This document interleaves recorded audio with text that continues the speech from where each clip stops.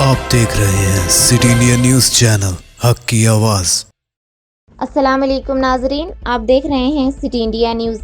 नाजरीन, America Colorado में American हवाई कंपनी के एक बोइंग 777 हवाई जहाज़ की उड़ान भरने के 4 मिनट के अंदर ही जहाज़ की सीधी जानिब के इंजन में आग लग गई और आग इतनी शदीद थी कि इंजन के टुकड़े शहर की आबादी और एक शाहराह पर गिरने लगे।